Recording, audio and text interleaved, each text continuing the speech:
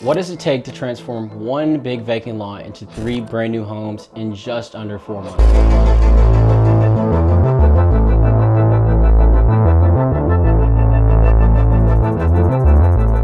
Welcome to the Infill Build Series. I'm Corey Fields and we're building 3 brand new single family homes right here in Northwest Atlanta. It's a prime spot near the West Side Beltline, yet still a transitioning neighborhood, which means huge growth potential for first-time buyers and other pioneers looking to invest. We're putting up 3 spec homes for some investors, each around 1,500 square feet. Our plan?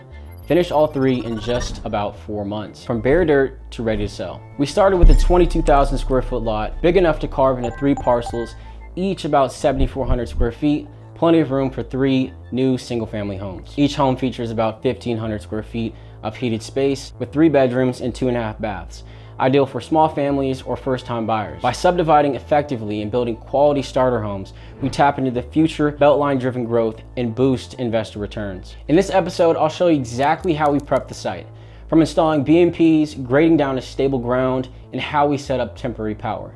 No fluff, just the real process behind building these homes from the ground up. Step 1 was confirming the city water and sewer lines. When you're building on an urban infill area, you don't want to get stuck dealing with septic if you can avoid it. Next, we checked the topography. Sloped lots can lead to tens of thousands in site work.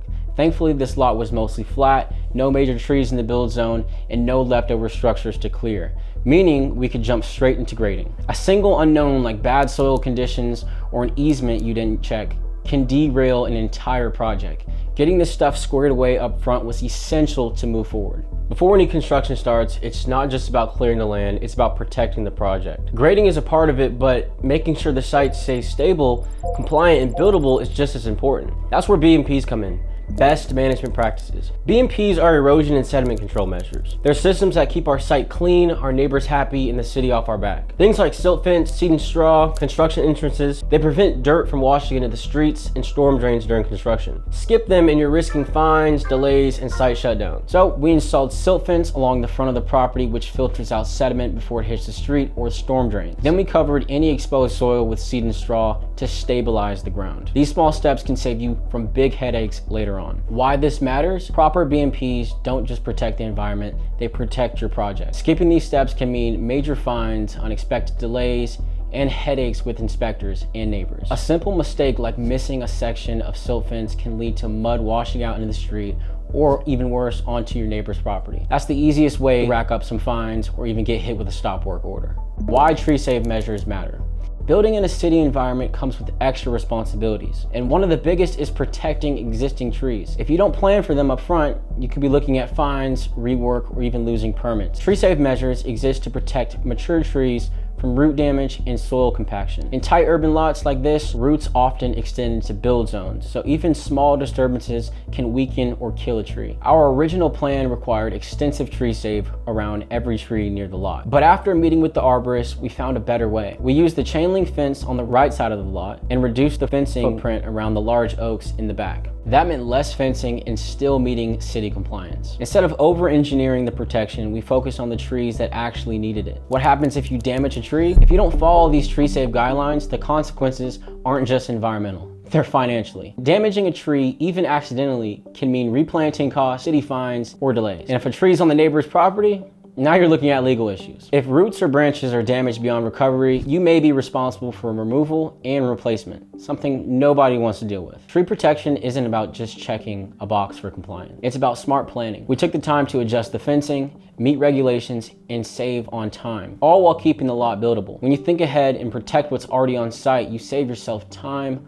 money, and a whole lot of hassle later on. But site protection doesn't stop with just trees. It starts the moment trucks roll onto the job. One of the best ways to keep a job site clean and compliant is the construction entrance, the first point of contact between the site and the city. On this lot, we had a major advantage. Typically, a construction entrance is a stabilized pad, often made with gravel, that prevents mud and debris from tracking onto public roads. In many projects, you see a dedicated rock entrance near the street. But here, we were lucky. The lot already had 2 existing driveways, which meant we didn't have to create a separate construction entrance. But the idea idea is simple. When trucks and heavy equipment roll onto the lot, the gravel helps knock off dirt from the tires so you don't drag it onto the city streets. Skipping this step can lead to big fines and even stop work orders if mud ends up in the roadways. A clean, organized site isn't just about keeping roads clear, it's about keeping the crew running smoothly too. And last but not least, let's talk about something no one typically thinks about, but every job site needs, which is a porta potty. If you got crews working long hours, you need a porta potty on site. No one wants to leave the job just to find a restroom. Keeping things accessible keeps the build moving. Beyond convenience, having proper job site facilities keeps the site clean,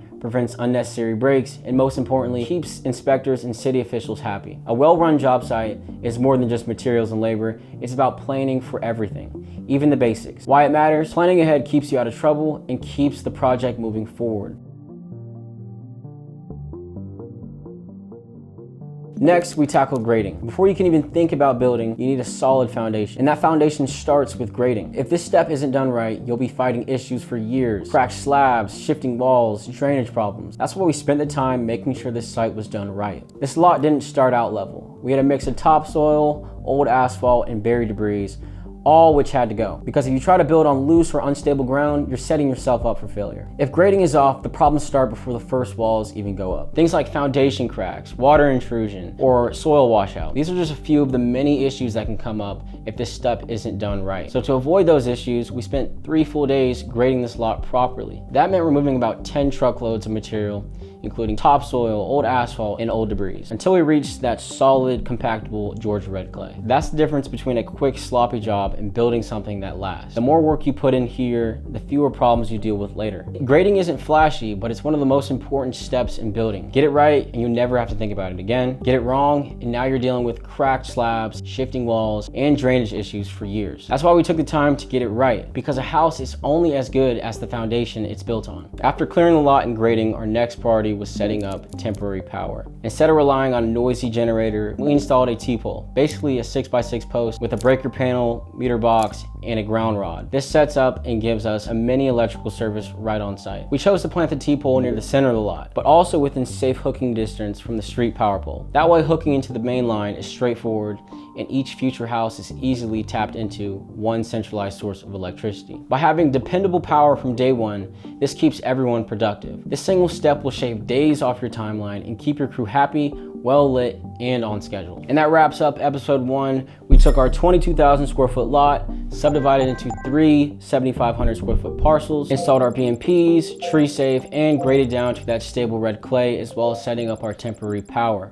This groundwork was vital to hit our 4-month build target for all 3 houses. I'm Corey Fields. Thanks for watching episode 1 of the build series, and I'll see you guys in episode 2.